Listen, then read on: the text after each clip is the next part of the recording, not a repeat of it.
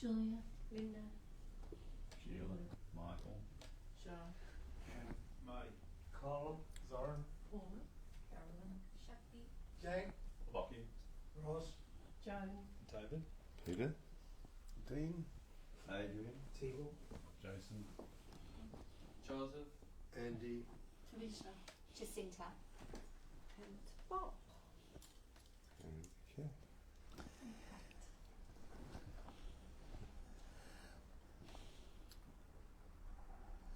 Hi everyone. Got a full house. What's the song in the Gambler say? You got to know when to hold it, know when to fold it. Take it from there. What we talk about here, if I've got a voice to say anything, I don't know, is what we call non-duality. You probably all old hands at the game, you all know that. One without a second, not two. And that's basically all that's necessary to recognise and know that that is all there is. The one life, the one essence, the one intelligence energy, call it God, call it this, call it that, whatever you like. But it's only that one. And we've all got the idea that we're separate entities, individuals, persons. Where did we acquire that? Through learning words. When we were born, we didn't have any words. Didn't have any words for the first couple of years of your life. But we picked up words along the way and believed in the word.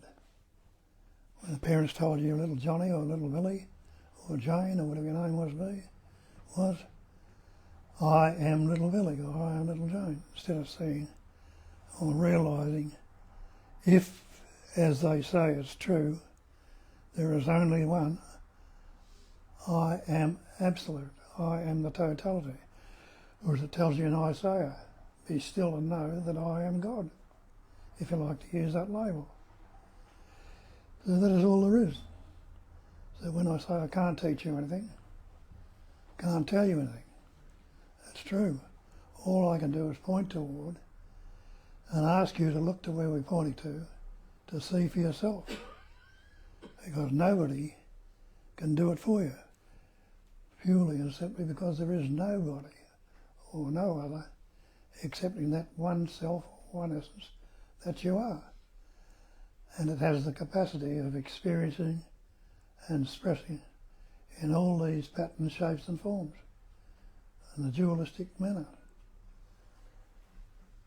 But dualism implies there's other than one. And so whoever got that belief or ever got that concept or idea, we will never recognise or realise your true nature. We believe we are this person, this body-mind entity. Where does the word person come from? You look up your dictionary, you'll see it comes from persona, an ancient Latin meaning the mask. So the mask we put upon ourselves is this concept. I am Bob, the Australian, the good fellow, or whatever the concept is. They tell you in Buddhism, the great perfection is non-conceptual awareness. And the great perfection is a way of expressing it through the mind. Or absolute is another way. Or God is another term they use. All pointing towards the one essence, the one actuality. And in this room there seems to be many. But when you investigate and look into it, it's only the one life that's expressing through it. And that can pattern, shape and form and experience as anything and everything. But you are that life. If that life wasn't expressing through that body, you'd be a corpse, you wouldn't be here. And we know that. You know that you are alive.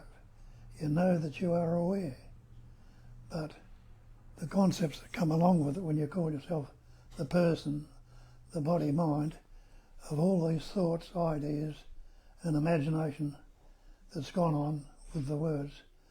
And we've added these words to this concept and taken ourselves to be the word or the person. And Nisargadatta tells you, and a lot of other people will tell you, that the person is not the reality. As I say, it comes from that word persona. It's not the reality. The reality is the absolute, the sense of presence. There is nobody who is not present and aware in this room right here, right now. Isn't that so? Can you be present anywhere else or at any other time? Because when you look at the concept of time, you'll see that's all time is a concept, a mental concept also. And you ask yourself the question, is there a past if I don't think about it? Well, have a look at that. Without a thought, can you say anything about the past or the future? You'll say, I was in the past. Well, if you think you're in the past, try and live yesterday. Try and live 5 minutes ago or last week. You realise you can't go back and relive them. You can recall it. And if you don't remember what you were thinking or doing 5 minutes ago or in the past, you can't tell me at all because it's gone. So there's many parts of our life which we forget about. We don't remember, we can't recall. There's the door. And the future. Can you tell me what you're going to do when you leave here? You might have the concept about what you're going to do, but that'll be anticipation and imagination. It won't be the actuality. And when it comes about, that what you've anticipated or imagined might be so, or it not might be so. But you cannot live in the future or the past. But can you negate your beingness right now? No one sitting there can say, I am not. You can say it, sure. You can mouth the words, I am not, I am not. If you're mouthing the words, what enabled you to mouth the words? If it wasn't for the fact of being, you couldn't have a single word or a single thought. So you see, when we start looking into these concepts, ideas, and things we've got about ourselves, you see there can't be one without the seeming other. As Shakespeare told you 400 years ago, when he says there's nothing either good or bad, but thinking makes it so. How does thinking happen? You realise it's good, bad, past, present, high, low, here, there. It's always in the opposites. There can't be one without the other. But we divide them and think there is other. When there's good, we try to get rid of the good, have the bad. And that's separation, trying to separate what is inseparable and divide the indivisible, what can't be divided. So what is necessary is to recognise that it's the one essence that patterns, shapes and forms and experiences and expresses as everything. And you are the life right now. So it's that essence which is expressing through you, the same as it is here and everywhere else. There is only that. And you've heard that before, haven't you? As you recognise, if you looked into any of the texts or scriptures, you'll see the great mantra is I am that. And we don't take much notice of that. But when you investigate and see, you'll recognise it's true. Like the fellow that went to see the Guru, and he says, the Guru says, what are you here for? And he said, well, I've come to learn the truth. And he said, well, will you give me the truth? And the Guru said, yeah. He says, you are that. And he said, oh yeah. He says, I've heard that a million times. He said, I want the truth. He said, I can't help you, that's the truth. Well, he says, you'll have to serve me for 12 years. And I'll give you the truth. He said, okay, well, anything. So he said, what job have we got? He says, the only job we've got is picking up the cow shit. Well, he says, that's your job. The bloke says, okay, I'll do that. So he picked up cowship diligently for 12 years, and all the service. He came up to approach the Guru. Well, he says, Master, I've served you for 12 years and done all I've needed to do. Now give me the truth. And the Guru said to him, now art that. Oh, he's very disappointed. He says, that's the only truth I've got. He says, go down the road, there's a Guru down the road. He might help you. And the Guru down the road told him the same thing, and he finally saw it. But it wasn't until he recognised and investigated and saw it was true. That is all there is. So that's what has to be recognised. So as I say, I can't tell you anything, I can't teach you anything. And the other way I put it, I'm not speaking to anybody. I'm not speaking to any mind. I'm not speaking to these body-mind patterns that are in this room. I'm speaking to that I am. And there's not one of you here that can't say I am and doesn't know that I am. To that I am, which is a sense of presence. I'm speaking to that and to nothing else. So when you recognise that with an open mind and realise, like I think it was Moses or one of them on the mountain was meditating and got the tablets which had the commandments on it, which he took to the Jewish people, who he was supposed to be in control of, but they were playing up. So he had to give them something. He said, I'll have to teach them something, I'll stop them, bring it to order.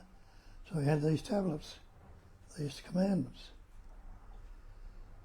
And he says, these are pretty good, but he says, I've got to take them back and sell them to the people. And he says, I'll have to tell them something. And he's thinking to himself, and he said, what can I tell them? And the voice came to him and said, tell them I am sent you. And Moses said, that's it.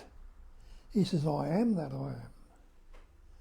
So he's able to tell them how to recognise the I amness. That I amness is not the thought.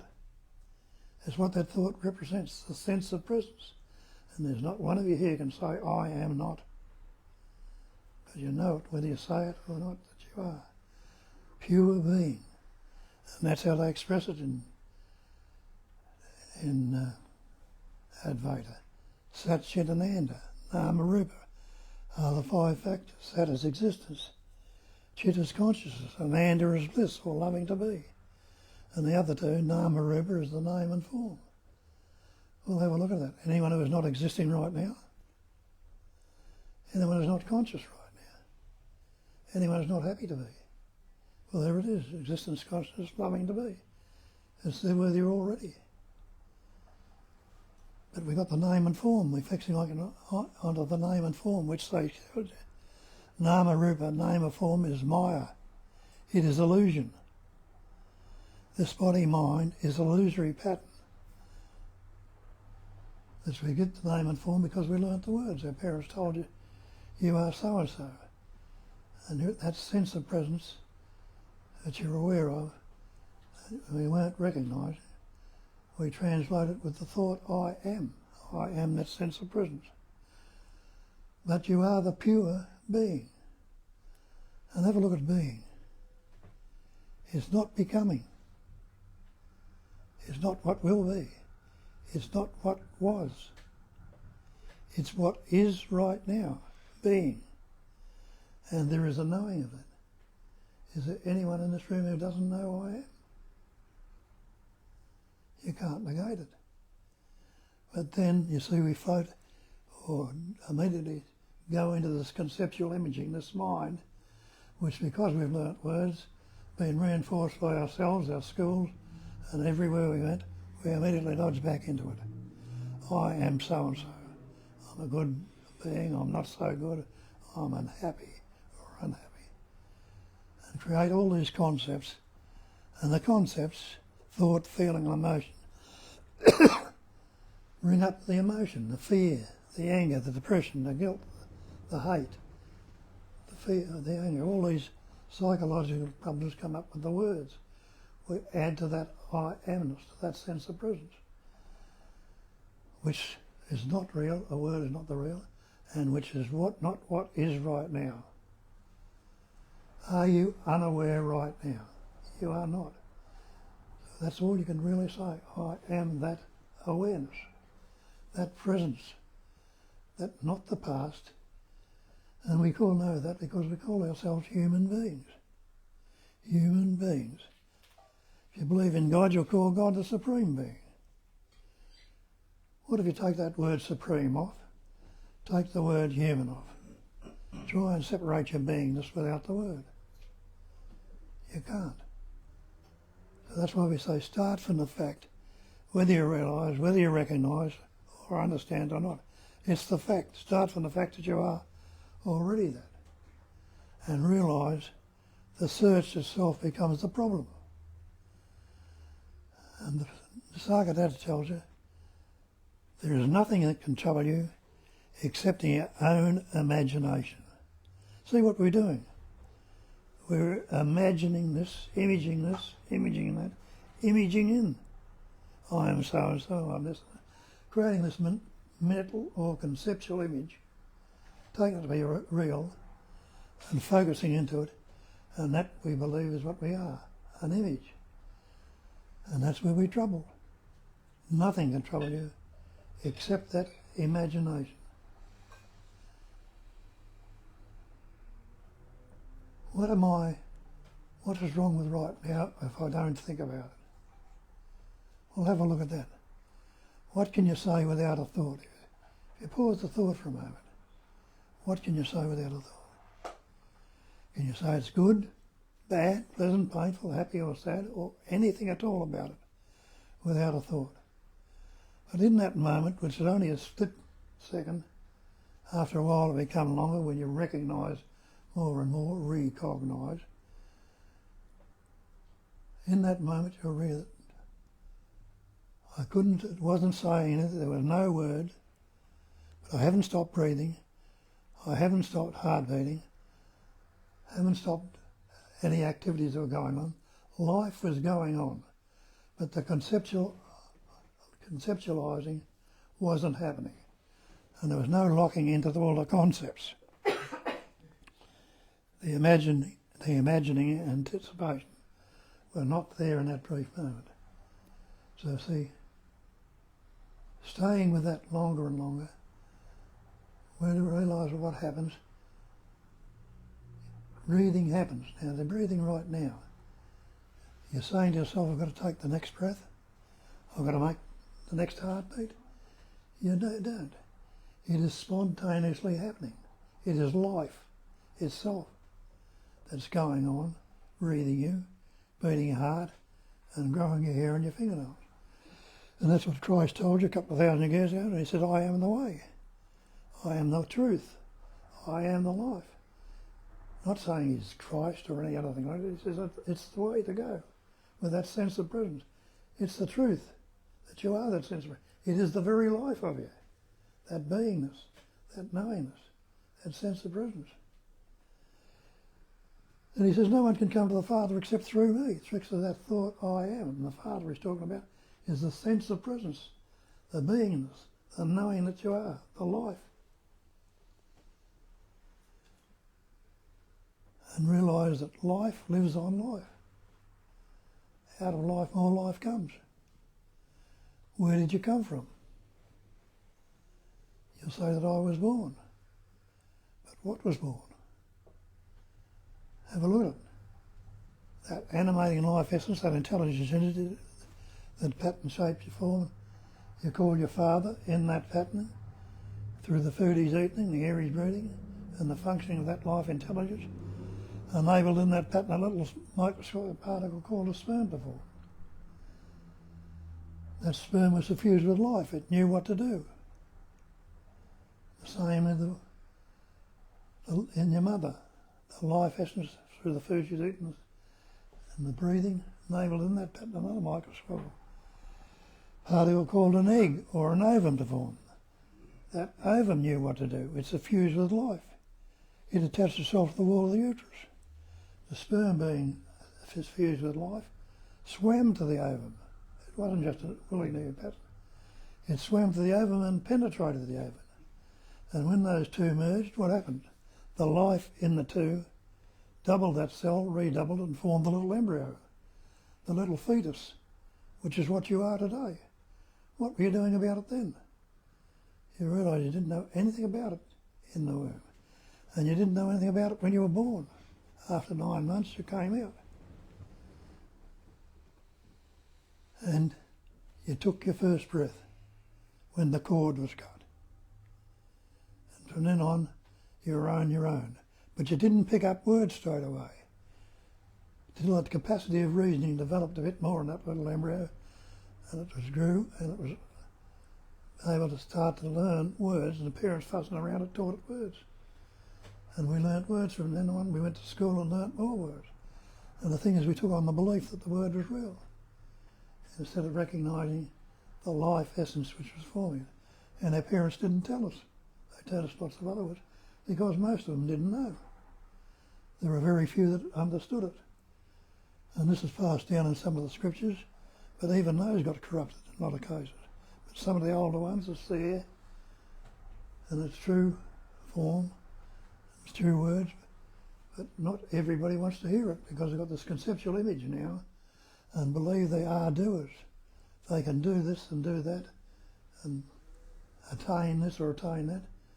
Through that intelligence energy, the capacity of reasoning, it's very useful, and we can do a lot of things. But could you lift a finger or say a word or think a thought if that life wasn't in the body? So though even though you might attribute it to the body, to the mind, and think to the me, if it wasn't for that life, there's no words there you can say it to. You can't speak a word without the life essence. Again, everything points to that one life. So why do we ignore it? And that's what we're told in the scriptures. They say it's ignorance. And we think, oh, I'm ignorant, I'm dull, I'm stupid, I don't know. They don't mean that at all. They mean we just turn away from it. We ignore it. We don't look at it that I'm not this body or the mind. That's a good saying, but it's not. I am this body, I am this person. I've been functioning from it for the last several years. My parents told me so. I learned at the schools and all that. Yeah, sure, you function that belief. If the life wasn't animated, could you have any of those thoughts? And how well did your life go? How well has it gone? How many things we got to you? How many tantrums? How many sense of fear and anger and depression and guilt come up when you're functioning from that point of view? When, if you've been recognising what you truly are, the absolute.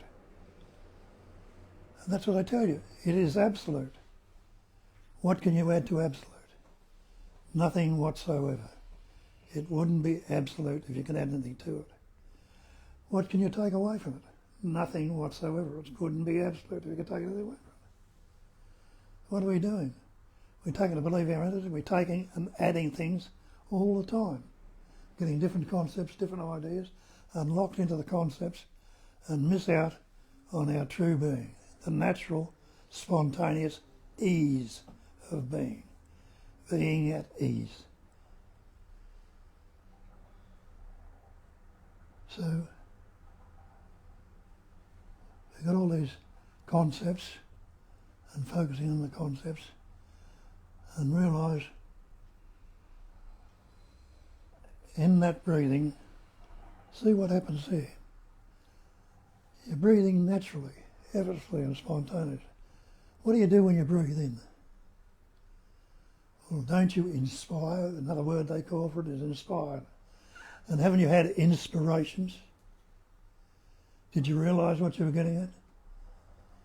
I had an inspiration. Something was worked out pretty well. It was natural in that inspiration. Because it was the truth. You recognise it. And people had great inspirations like Einstein and others have had great inspirations breathed in. But the thing is, when we inspire, take the breath in, naturally, when you breathe out, you expire and breathe out. But when we expire, we hang on to this thought or inspiration we have. keep it there and hang on to it, and so loses its usefulness.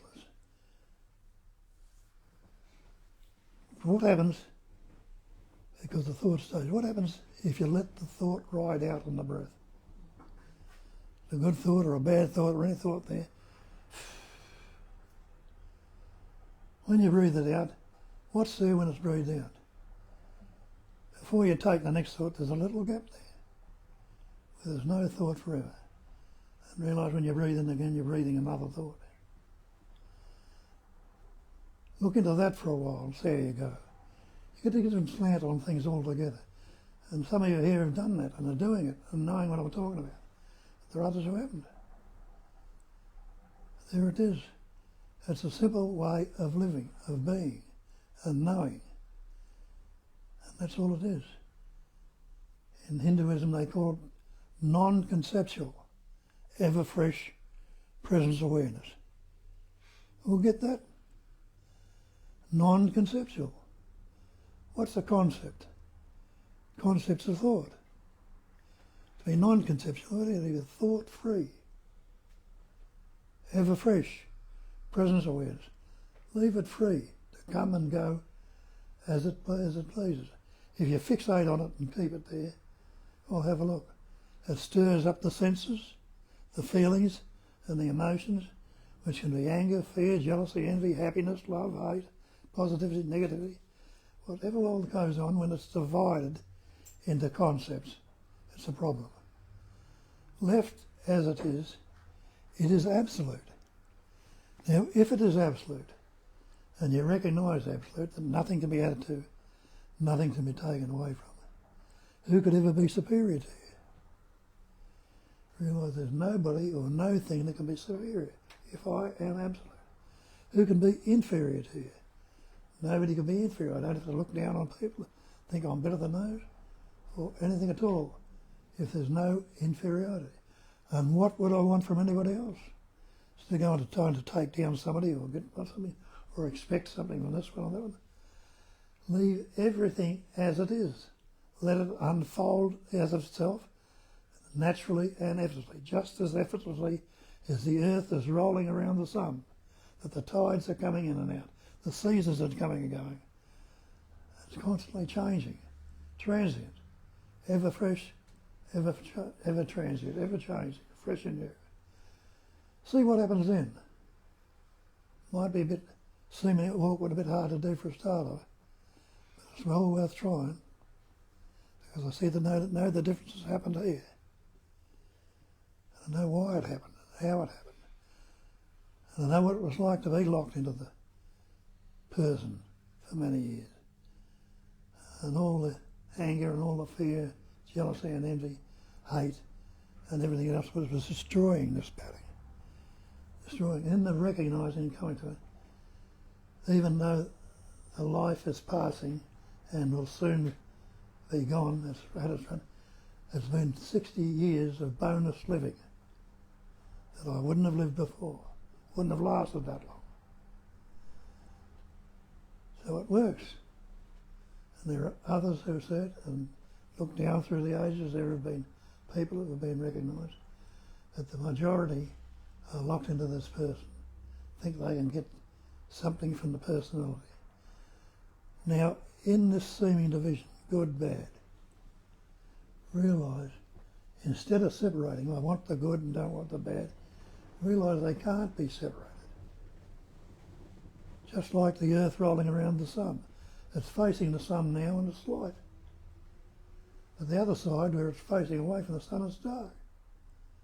Now the earth doesn't know anything about day and light, and it'll keep rolling around, and the daylight will become dark. The thinking goes on here, but if the good comes up, oh, I don't want the bad. So I push the bad out, fight with it, conflict with it.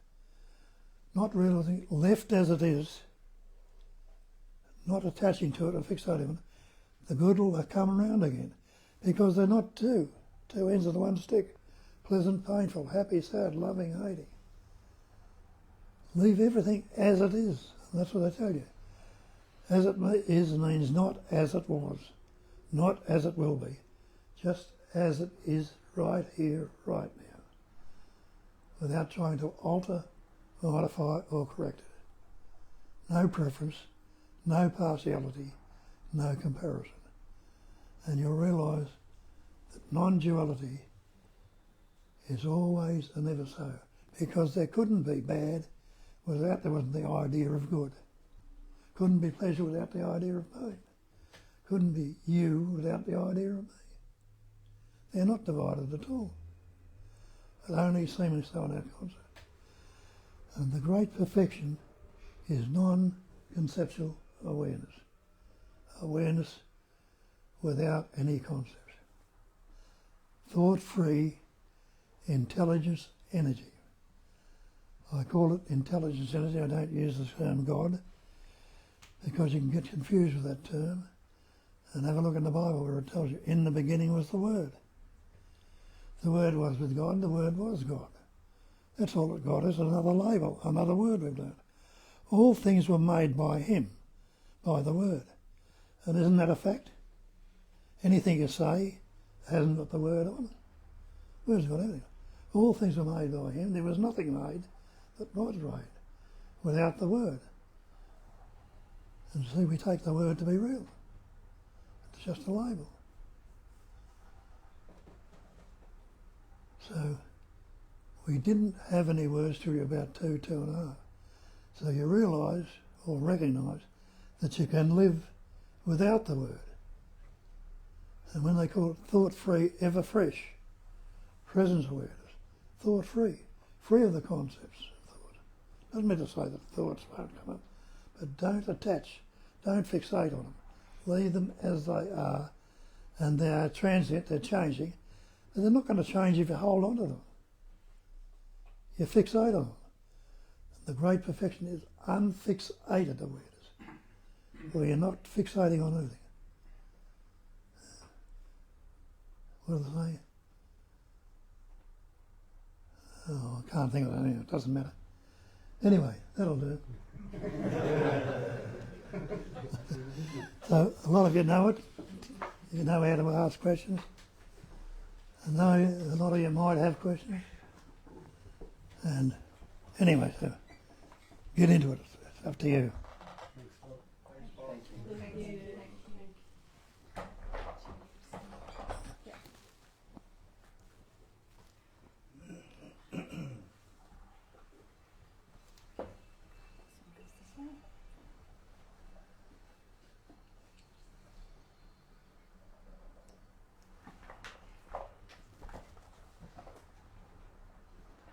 Yes, so welcome everyone. We don't really have questions. We have one funny comment from Richard when Bob was talking about the sperm and ovum. He says, most sperms are not very bright. They fail to ask for direction. Intelligently, they know their way. Only one or two or three. And the rest is... anyway, apart from that, we have a lot of love from all over Australia and all over the world for everyone. So, and and ditto, and no questions. So the mic goes to you. Anyone would like to comment or question or ask or share or say anything that comes up? Oh, Kavisha, hey.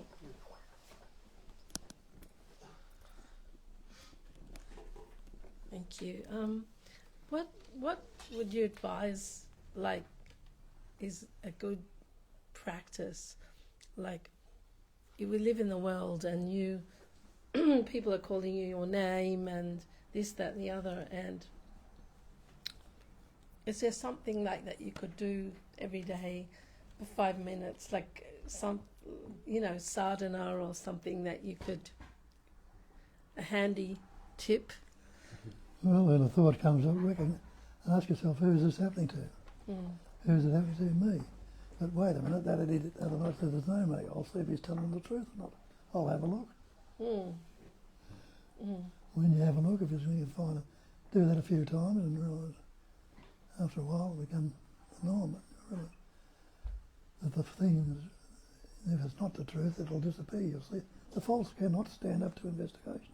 So if it's false and you investigate and look at it, you'll say it as such. If it's the truth, you won't believe it. I also think it's quite useful to just keep recognizing that any movement, like Nisargadatta was saying, any movement happening on that stillness, on that screen, is a movement of love. Someone calling your name, coming up from some place where they defend and protect themselves or do something that shows loving to be, and you taking an offense, feeling, oh God, this is not who I am.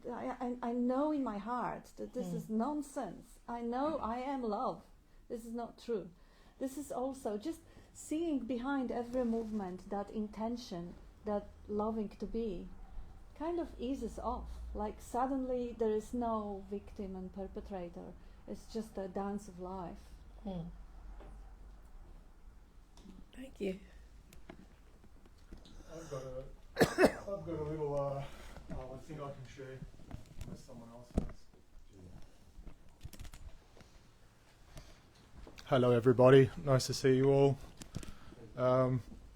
This for Kavisha, this is for you. Just something that's been helping me to come back to myself, back to source, like you're saying, because all the craziness in the world, it's hard to find a position to even start from sometimes. Every time I'm feeling, even now, like just get a bit off track, off mission, if you will, I just come back to effortless I. So what Bob talks about, that presence of I, that presence of existence. So you exist. And if I can give you a reference point as well, from the person, it is, in reality, it's not. There's no position of it, but in reference to the person, it's behind your eyes. So where you're looking out from, and the more subtle it gets, you can actually feel it in reference to your forehead. So the third eye kind of thing as well. So that knowing that's happening here, that existence, that knowing that's happening behind the eyes, that you-ness, keep coming back to that, but effortlessly. So not through any strenuous, forceful motion, but just an effortless. So you're relaxed, the body and the whole system is relaxed.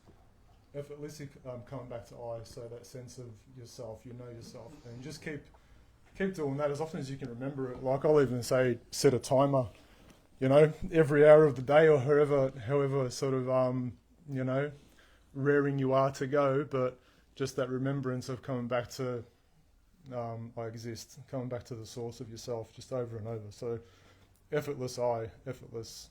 It's the I sense, and there's no doing. There's just an effort of falling back into it. So yeah, that's helped me, and the more you become comfortable in it, I was just saying to Paula, the less you have to remind yourself, obviously, and that'll start sort of flowing over where I don't have to remind myself as much anymore. Like, all right, I'm always kind of here now. Like, I'm always aware of myself before whatever's happening outside.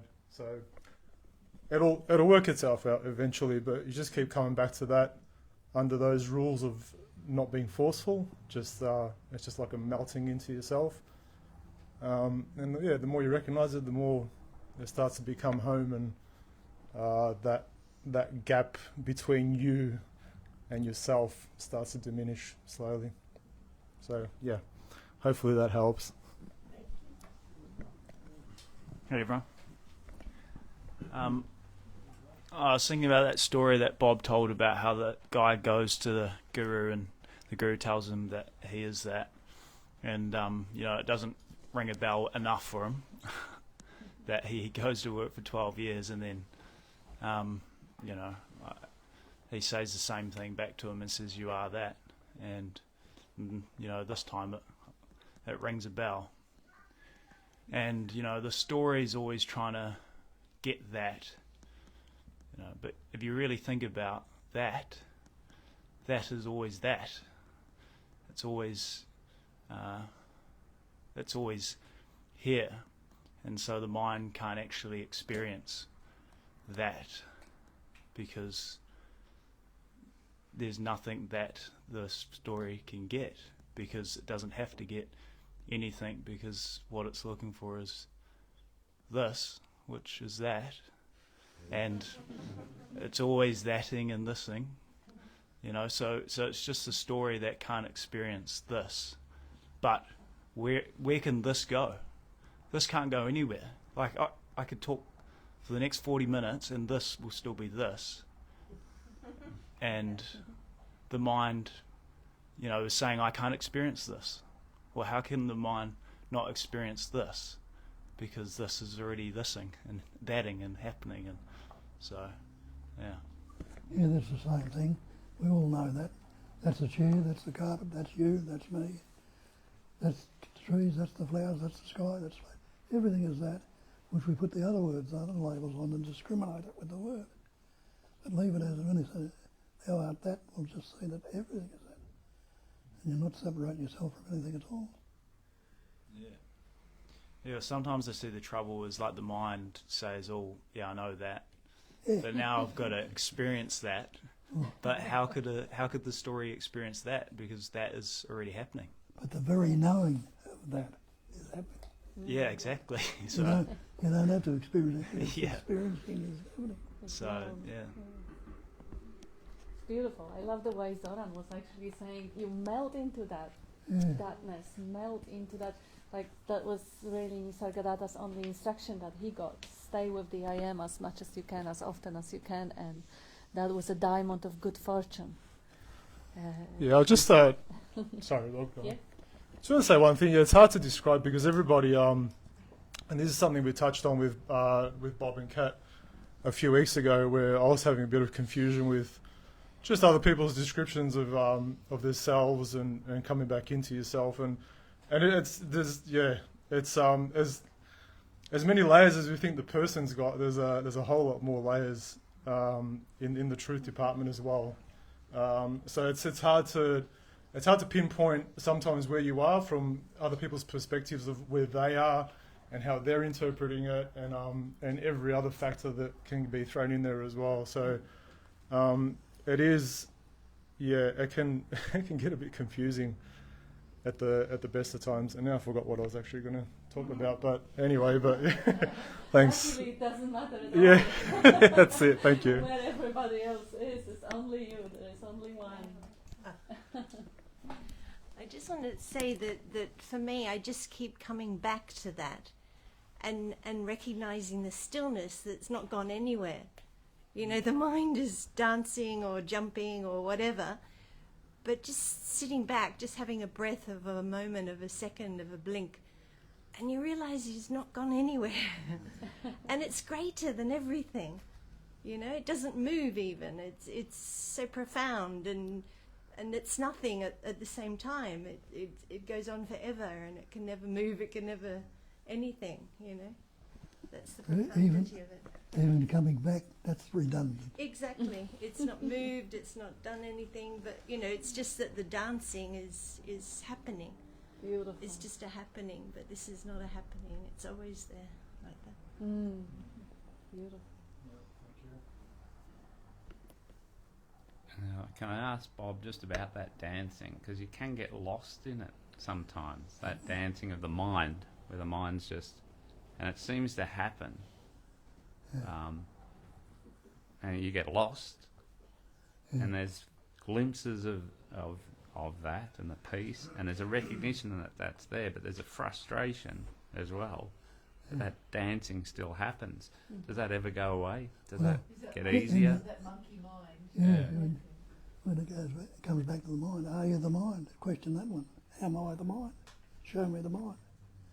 Nothing, no such thing as mind apart from thought. Or which thought am I? Realise that I'm prior to thought. Let the thoughts come, let them go. And then again on top of that, when the thought does come up, we divide the thought, good and bad. No wonder it's seeming hard to latch onto. So it ultimately doesn't matter whether the mind stops or not, because you are totally that space of presence beyond the mind. And whether the ripples are there on the surface or not, or big waves, or whatever is happening on the surface, You are the whole depth. You are the depth of being, the infinite. It's just that habitually, like Bob sometimes says, 99% of attention goes into the thought, into the imagination, rather than being evenly distributed between what's happening presently, seeing, hearing, tasting, touching, smelling. It's happening presently. And thinking is always past and future and some ideas and concepts, bigger pictures, smaller pictures, interpretations. What is not happening? Thought is always a description. That description is never described. So really just returning back, prioritizing, falling in love with the presence, with this, what is happening, rather than giving all due attention, all undue attention to the imagination, to what is not happening. But of course, this is not you who is doing, giving attention, choosing to focus in imagination rather than in the presence. It's not, because there is no you. But the more of that love of being is actually put in a front, in forth, the more that love of being naturally attracts the attention rather than imagination. I guess that's it, because I mean I recognise that, and that's just that as well. The noise of the mind is also just that. Yeah.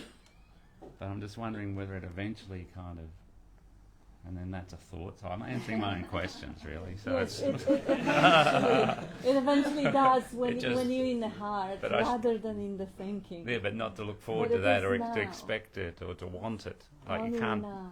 because you've got to let go. I've got to let go of all the expecting it or wanting it to be better or And that's love, isn't it? yeah. That's you well-wishing to that dream character. Beautiful. I mean, you wouldn't want to wish yourself badly, wish yourself suffering. So wanting pleasure, wanting enlightenment, wanting ecstasy, wanting whatever, candy, all that wanting comes from well-wishing, from love for being. But really, as you say, you can't fool yourself that there is some future time in which you arrive, because there is no future and there is no arrival and there is nothing to arrive at. It is the present recognition. Presently you can recognize, oh yeah, none of that chatter would have ever been here if not for the being. And then giving that being, this being is really the only thing that really deserves that recognition and love.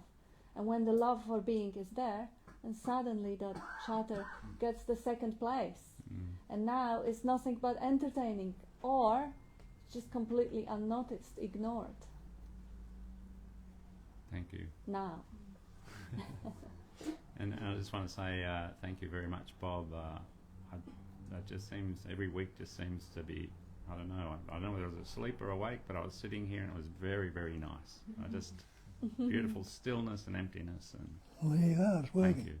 thank you.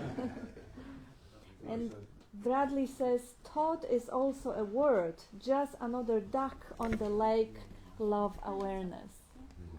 Okay, Peter? Yeah, I just want to say that nothing can prove that I'm not that, right? Yeah, it's quite simple, isn't it? Nothing proves I'm not that.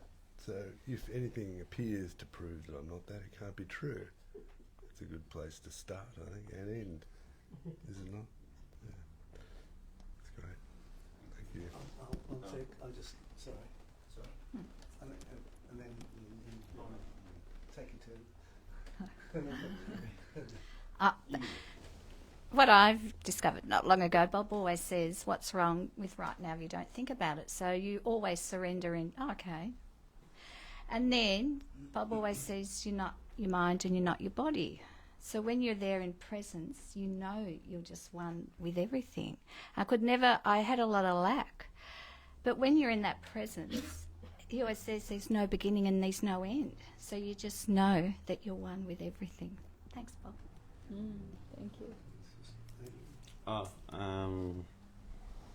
Yeah, I mean, the experience here is a lot of those vicious thought patterns continued to come up until they were seen through, as there'd been no one there that was experiencing that, or like it had to sort of keep coming up until it was seen through, and now it feels like there's just more and more light.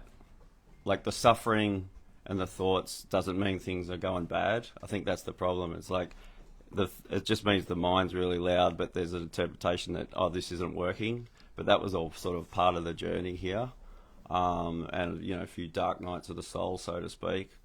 But what was I going to say? I'm big on like silence and stillness, and coming back to silence and stillness, and just sort of sitting as that, and just having a real subtle awareness of that. And any thought at all is a dead giveaway. That's an alarm bell that any association with a thought as somehow representing me that's an alarm bell. So even looking at thoughts just keeps the thoughts there. So it's like it's going down the wrong rabbit hole, so to speak. So the attention on it keeps it gyrating, but taking attention away from it and seeing that the thoughts have got nothing to do with what I am. And I think the other trick is there's the presence there, and there's something saying I'm present, or saying I am this presence, or it's my presence, and seeing that no one, something trying to claim the presence is a giveaway as well. Like there's no one there to claim it. It already is. Like it's not my presence, sort of thing. Yeah. So it's, I don't know. It was a bit jumbled, but that's sort of what I was trying to say. That's beautiful.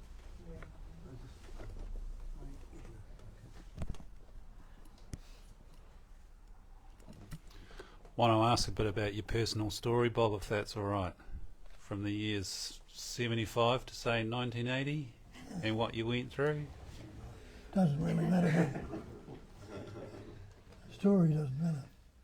It's not the story, it's the habit of your consciousness during that period of time is kind of what I'm angling at, because around that time you entered permanently the abiding state of the I am, right? Yeah, just the recognition that I wasn't what I believed myself to be.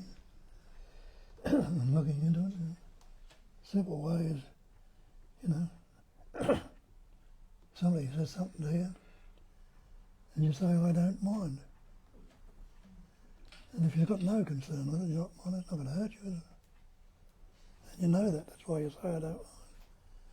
So another one comes up and you say it doesn't matter. What do they do? Spirit and matter. Spirit is the fragrance or the essence. Matter is when it's solidified. If it doesn't matter, it means the thought or concept you're holding hasn't solidified, and you couldn't care less. So either of those two come up, I don't mind, or it doesn't matter, then where's it leave you?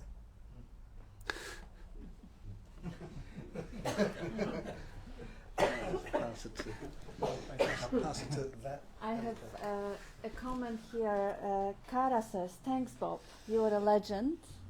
And Laura says, that is the diamond of good fortune. Wonderful.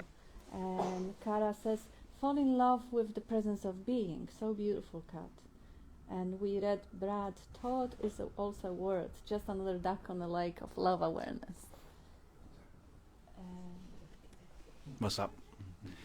So just the idea that you glimpse this awakening, that there's a glimpse, the story that there's, you know, you glimpse that, and then all of a sudden, you know, then you're confused again, and then you're trying to glimpse it again. But if you really look at it, when you glimpse that, and you recognise that is all there is, that it's always there. You know, whether there's a story that you see it again or not, where has it gone? No, it hasn't gone anywhere.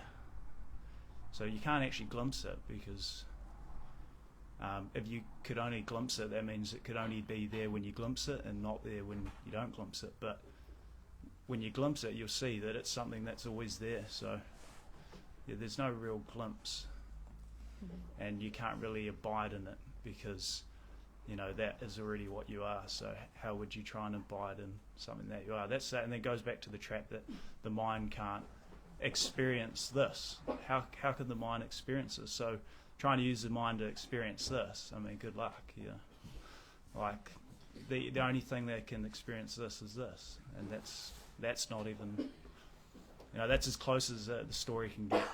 Close as the story can get to this is experiencing this. Can you pass on the tissues?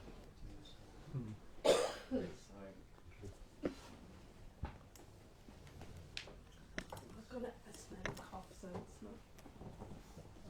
Thanks for that, Marty. Yeah.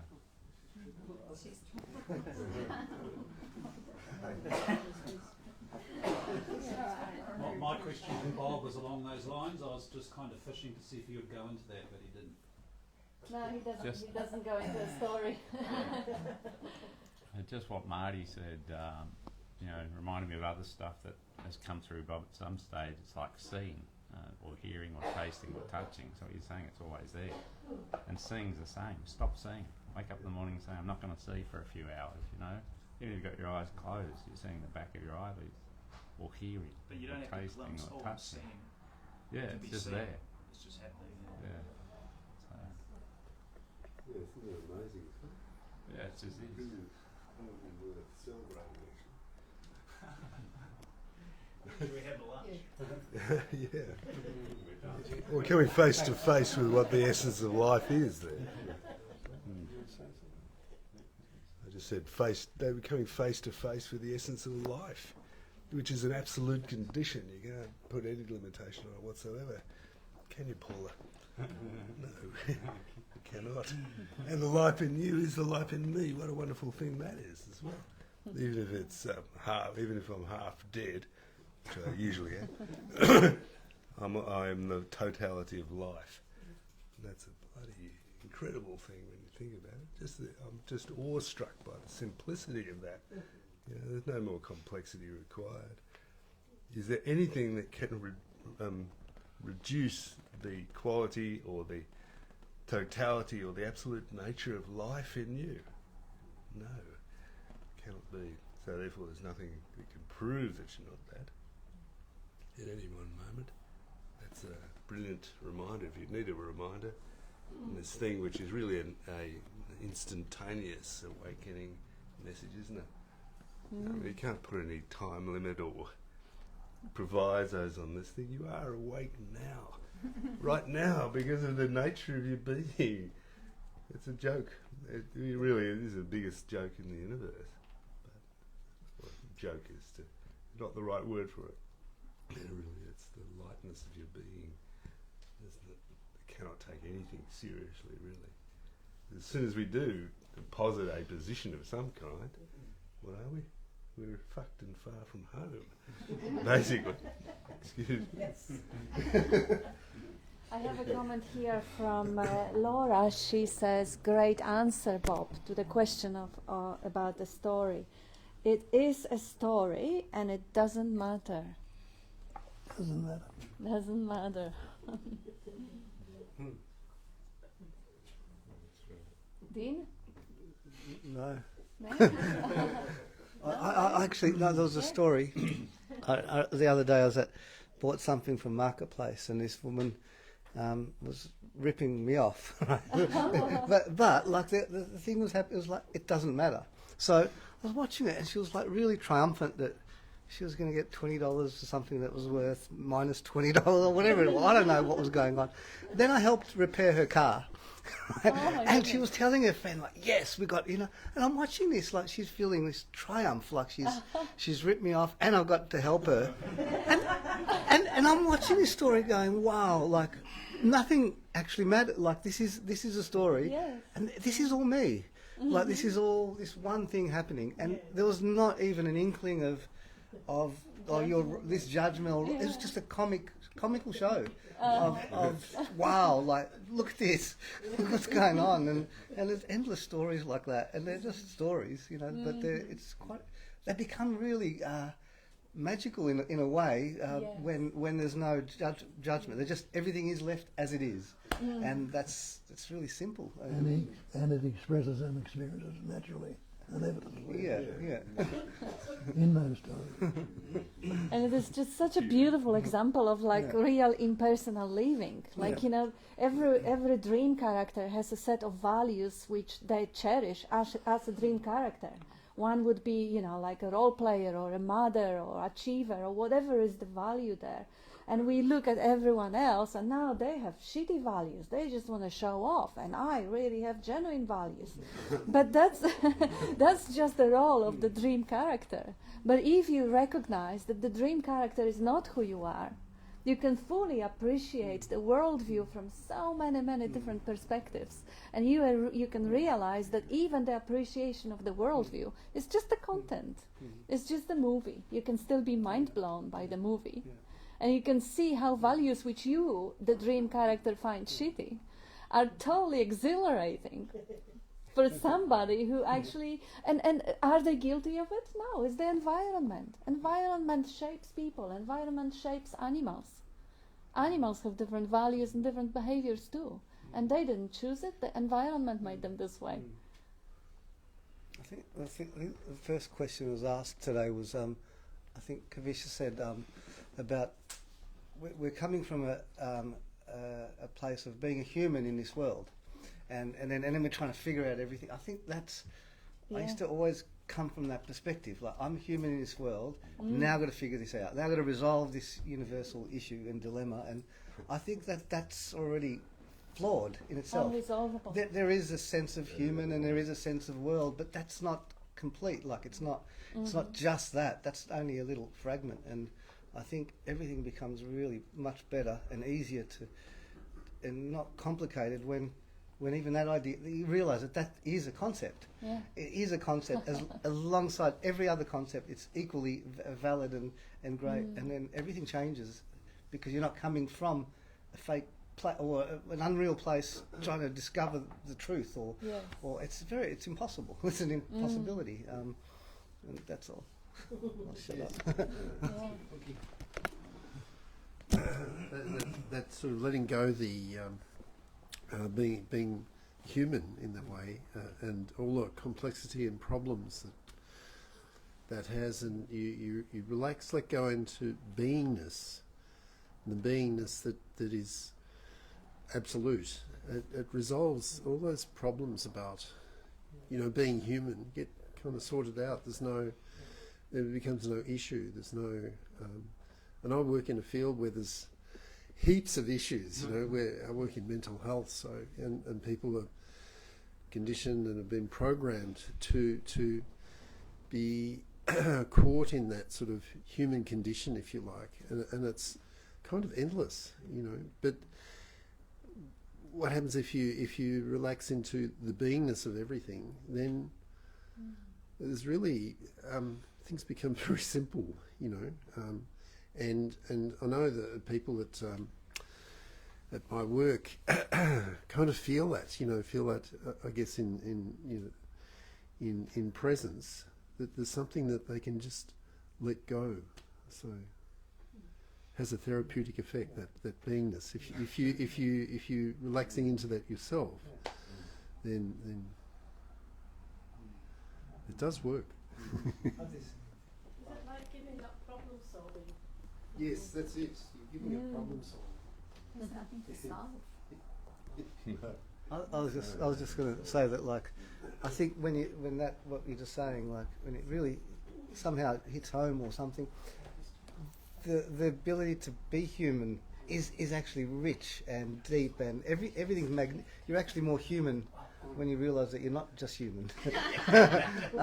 It's incredible. Like, I used to have these arguments with people about these issues and psychotherapy and all this kind of stuff.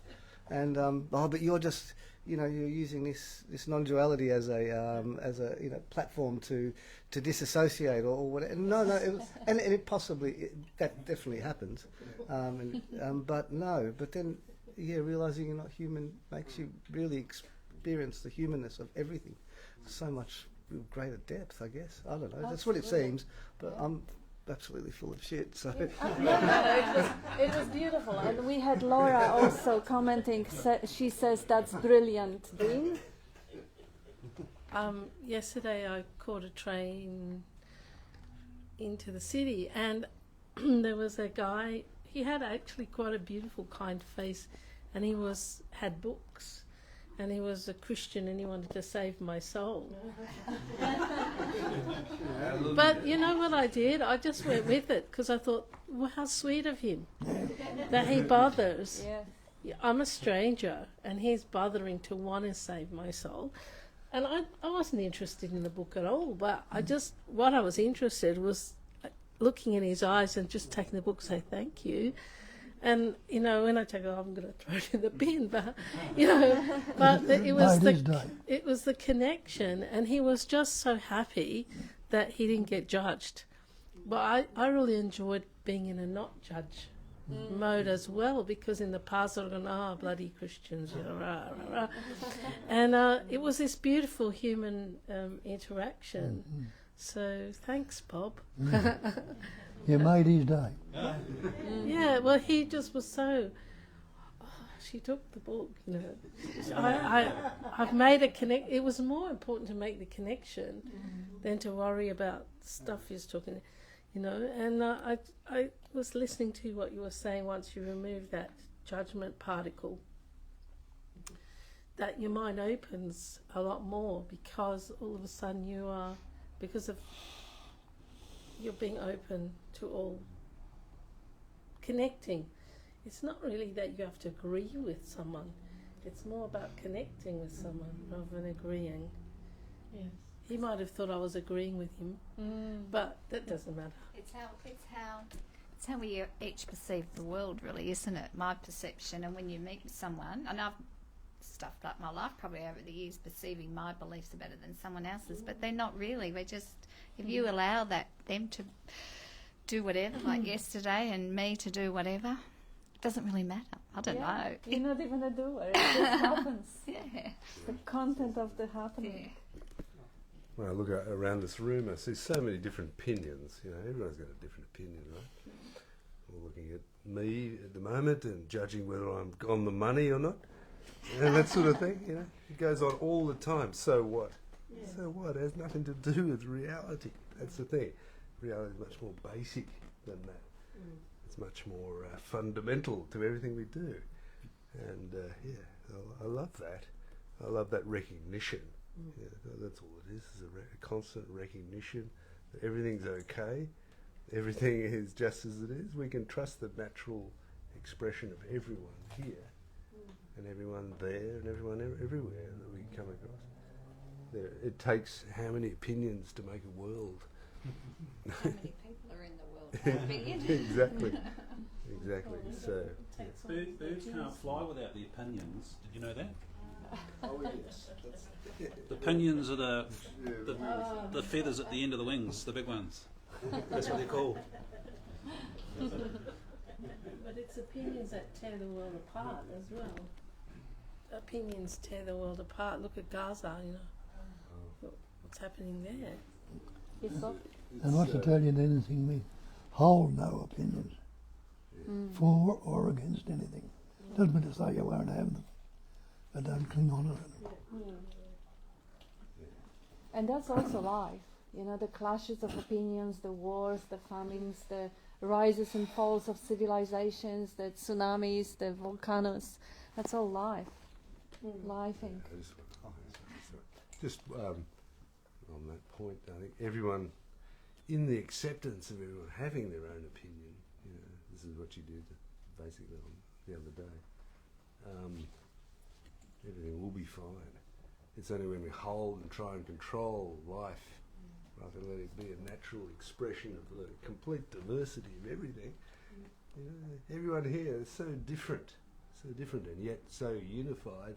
What are we unified in? We're unified in our opinions or our viewpoints on spirituality, or I dare say not, eh?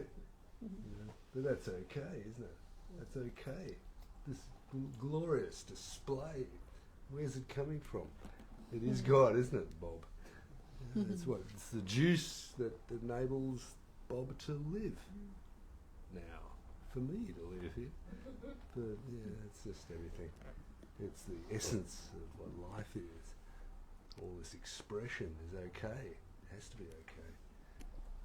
That has to be the answer, rather than trying to control everything to the degree that I constrict life and sort of throttle everything to death. Am I doing that? No, I would hope not. I don't have any control over anything, really. I don't know anything either, really. I have no fixed position on anything at all. Oh, okay. Bob, did you want to say something? Not at the moment. No? Okay. We have greetings. Hello everyone from Anita in Tiruvannamalai. Hi. Miss you, Anita. And special meeting, says Laura. I just, I've become less reactive to, say, what's going on in the world, and the more you don't engage it in the mind and don't worry about it, it doesn't impact me. So it's like holding love, because once upon a time, if there was war going on, I would be distressed. But now it's just happening, and I can't, it's just happening, and that means that I'm holding love for everything that's around without reacting to it. I love what Dean was saying about that, like having that both perspectives, the human perspective and the absolute perspective to experience. You don't become less sensitive, you actually become more sensitive, if the becoming is the right word, because it's really wrong. But the truth is, defenses ease off because they are recognized. So if I'm not the character anymore, but yet I can still see and recognize the world from the perspective of the character, because this is one of the perspectives, but the absolute perspective of the space in which the character does its thing, the character responds, the character defends, and it is all known. So those defenses ease off. They kind of become interesting, become laughable. And also the feelings, there is more of the fearlessness for anything to come up. If there is a deep sadness to come and sweep over you, there is no defense against that either. You can basically just fully embrace it, because from the absolute perspective, this is the beauty of the experiencing right at this moment. And everything, there is nothing taken away, apart from the psychological suffering coming from relating to the me, which now you see is not real. But the experiencing is as juicy, if not more.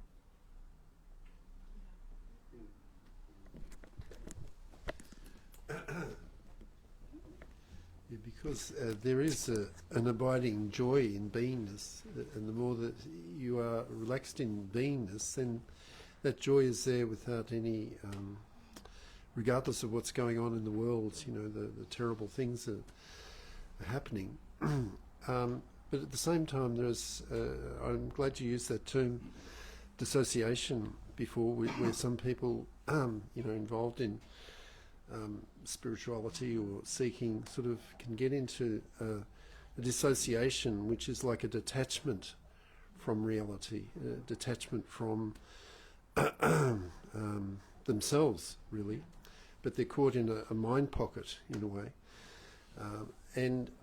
So the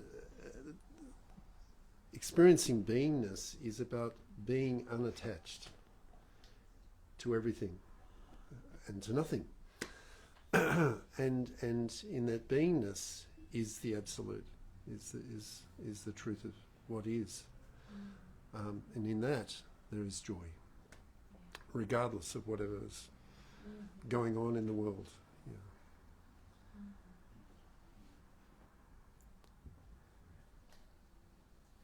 And we can also see how our attention is being conditioned by the society, because yes, our hearts come out to everyone who is suffering the war, but how many domestic wars we don't even know that are happening right now? The women being beaten, children being abused, we don't even know. So that compassion is not called for it doesn't go there.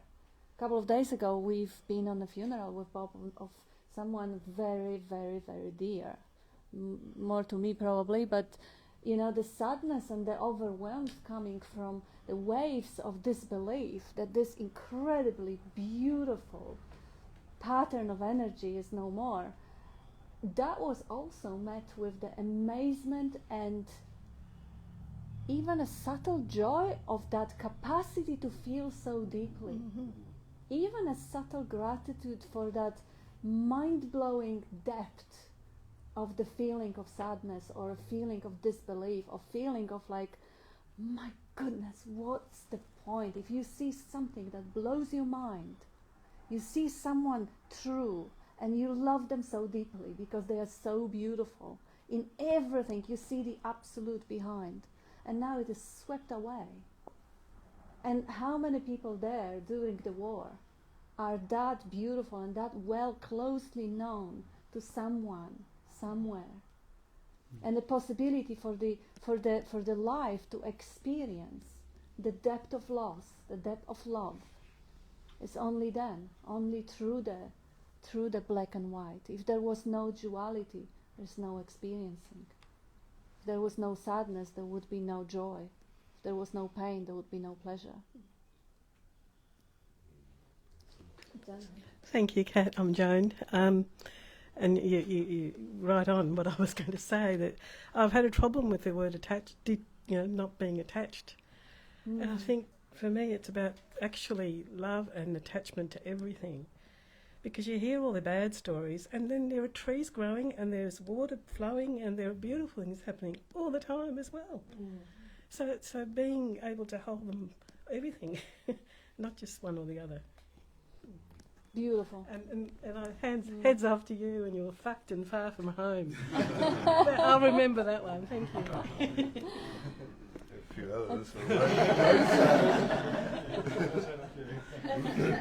Thanks to my father, who was a master of that sort of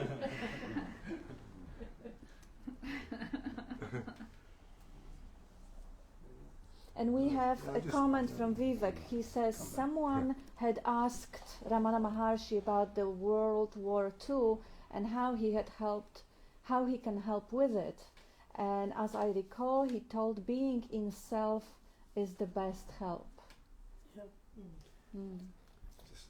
Just wanted to say that with reference to psychological approaches to things, it's always the fact that we have this unspoken acceptance that there is a natural, not a natural necessarily, but this sort of, how can I put it, a self which is unassailable, that we're aiming to get to with the psychological approach, which isn't true, because we're not a self.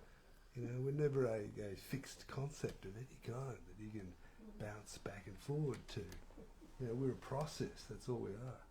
A chemical process, we're a process of thinking, a process of conceptualization, that's all we are. We're not anything fixed. That's the fallacy, great fallacy of the psychological approach. That's my point there. What do you reckon? Back to Bob. What do you reckon, Bob? Okay, I have a comment from Laura. That was such a loving expression, Kat. I'm sorry for your enormous loss. Thank you, Laura. And that's that. Oh, Mitra. I just that quote from Ramana Maharishi.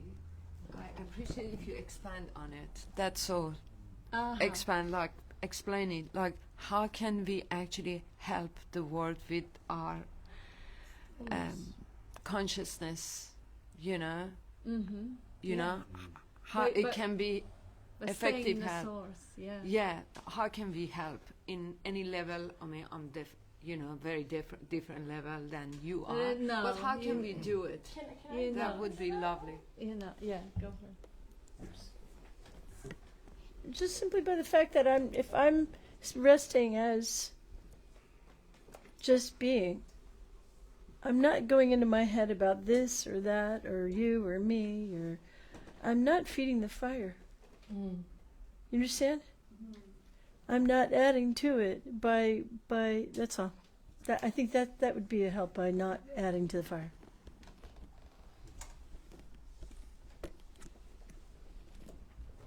I'll give you an example that happened last week.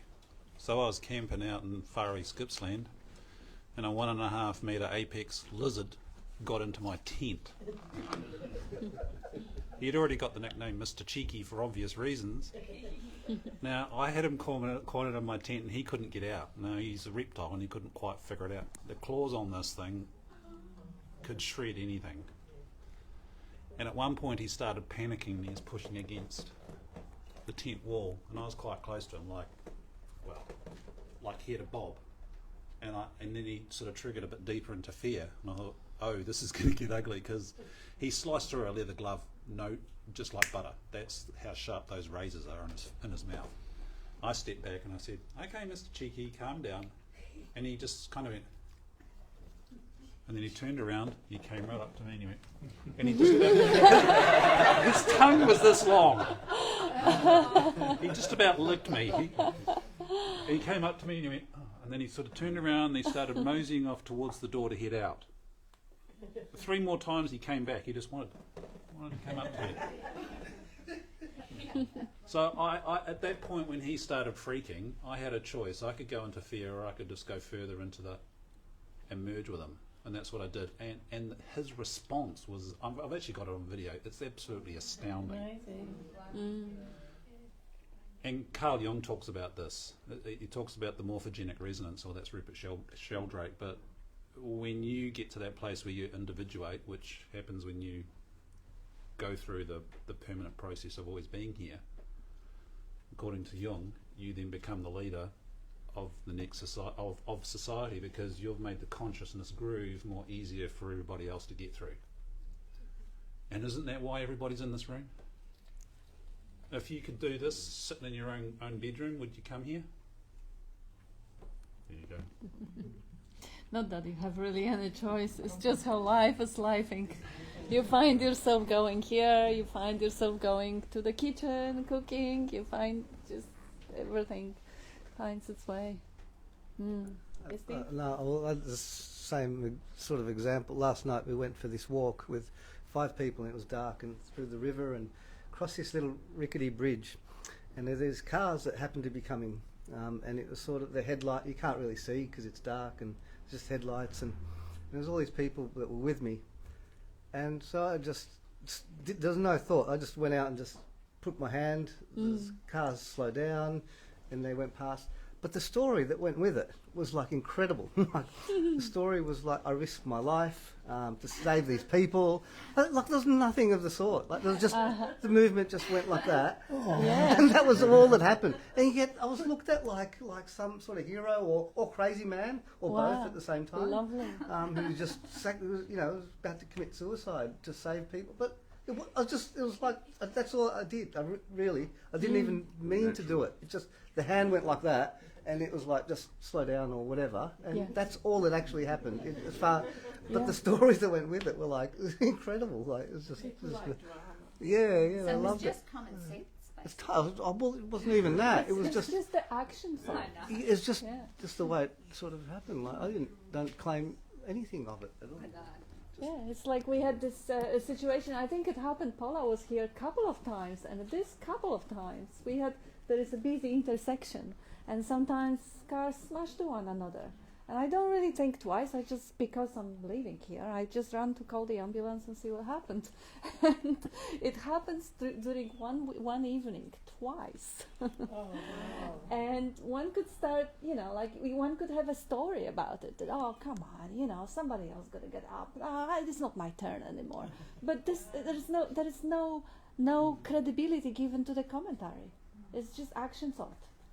But sometimes it happens and the action thought doesn't arise. Just if I could go back to the Ramana Maharishi story, my understanding of it, it's open to correction, but my understanding of it went something like this, that this devotee or person came up to him, and it was during the time of the Second World War, and asked him, can you help, improve these matters? And Ramana just looked at him and said, what can I do? I am only the witness. Yeah. There is also another aspect, what can you do if there is an absolute terror of a nightmare going on at night, and you are fully in it, completely engaged in everything, and just swamped by emotions and actions and things. That's when the awakening in the dream may happen, and suddenly that character eases off just enough to be the witnessing presence for the terror of the dream. The terror suddenly will be experienced less, will be created less, because that essence, that presence, is the creating force. It is the life itself. So suddenly the nightmare will be more translucent, will be less solid. Giving it solidity but by constant reinforcement doesn't help. And detachment with love, like somebody was saying before, is not completely turning your head away. It's like, I loved in what you were saying, that just, find attachment to absolutely everything, that loving attachment, that loving oneness with everything, and the words detachment and attachment will have absolutely the same meaning. It's neither, because when everything or nothing, incomprehensible for the mind, is to be taken into consideration, then of course all the measuring sticks disappear. If everything is white, there is no white, and nothing else at all. Love everything or none of it, just what Nisargadatta was saying, like he didn't mean, it doesn't matter whether you hate everything or you love everything. No. He meant that if you have the same attitude towards absolutely everything, then the concept of attitude completely disappears. There is no attitude then. Because it only can be known through the differentiation. Love is only there if there is the opposite. So if you love everything, it means love has no opposite. There is no love anymore. And the rest will be done for you. That's it. Yes.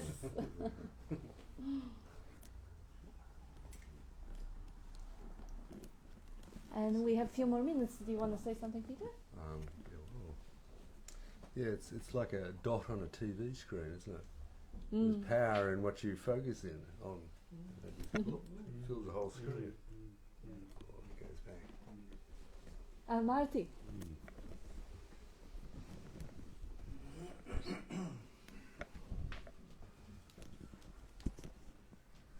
I just wanted to repeat something. It was just the mind can't experience this. Yes, that's a really important highlight. Thank you. And understanding, that's really the only thing that needs to be understood by the mind. Everything else is already known in the heart. But the one thing that mind needs to understand is just stop trying. It's not gonna happen. And the realization comes that there's no such thing as mind apart from thought. Yeah. How could thought possibly understand anything? Thought doesn't have any capacity for understanding. It's just a noise, it's just a vibration. How can thought have any understanding? How can thought see, hear, think? Thought totally can. So understanding the mind is thought, and the thought has no capacity for understanding. Mind has no capacity for understanding. What does it do? That's the time for it naturally to surrender. When this is really embraced by life, expressing through the mind really surrenders naturally. And whatever needs to be known is known in the moment, always and ever.